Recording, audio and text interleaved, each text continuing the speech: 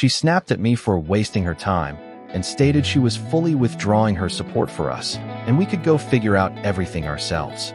That single line, spoken by a woman who had just offered to help a newcomer settle into a foreign country, should have been the red flag waving in the wind. But did anyone listen? No, because apparently, the universe has a sixth sense of humor, and this story is Exhibit A. I'm your host for Mindsnap, where we dissect the most baffling, infuriating, and downright bizarre human behavior. Because if you're going to lose your mind, you might as well do it with style. So, someone posted online about a friendship that took a turn so sharp, it should have come with a warning label. A 32-year-old man, let's call him Mark, moved to a small European city for a new job. His wife joined him a few months later, and being the social butterfly he is, he struck up a friendship with an older woman, Helen, 67. She was the kind of person who offered to help his wife settle in while he was away on a 3-month work trip. Sounds sweet, right? Until it wasn't. Helen, it turns out, had a very specific idea of how African women should behave and dress. And when Mark's wife dared to wear a backless gown to a music show, Helen's discomfort escalated into a full-blown meltdown. Buckle up, because this is the kind of drama that makes you question humanity. Let's rewind for a second. Mark and his wife are both African, living in a small European city. They're new to the area, and Mark makes friends with Helen, an older local woman. At first, it seems like a harmless friendship. Helen offers to help Mark's wife settle in while he's away. But then things take a dark turn. Mark's wife starts complaining that Helen is being mean, speaking about African women in a derogatory way to her friends. That's not just rude, that's racially charged. And yet, Mark doesn't seem to grasp the severity of it. Instead of addressing the issue head-on, he lets it slide. Maybe he thought Helen would come around. Maybe he didn't want to rock the boat.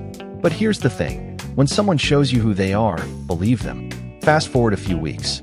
Helen offers to go furniture shopping with Mark's wife. Mark, being practical, suggests they buy secondhand furniture instead of splurging on expensive pieces. Helen loses it. She snaps at him, calls it a waste of her time, and fully withdraws her support. She tells them they can figure out everything themselves. That's not just petty, that's cruel. And yet, Mark doesn't cut ties.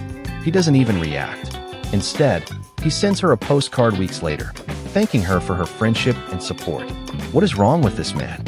Helen receives the postcard, apologizes for overreacting, and says she's been under a lot of stress. She even invites Mark's wife to reach out to her for support until Mark returns. Are you kidding me? This woman just emotionally blackmailed them, and now she's acting like the victim? Unbelievable.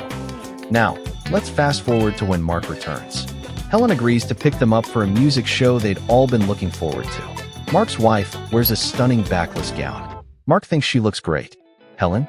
Not so much. From the moment Helen sees her, she's obsessed with the outfit. She keeps insisting that Mark's wife is too sexy, that the gown is overdressed, and that they should turn back so she can change into something simpler.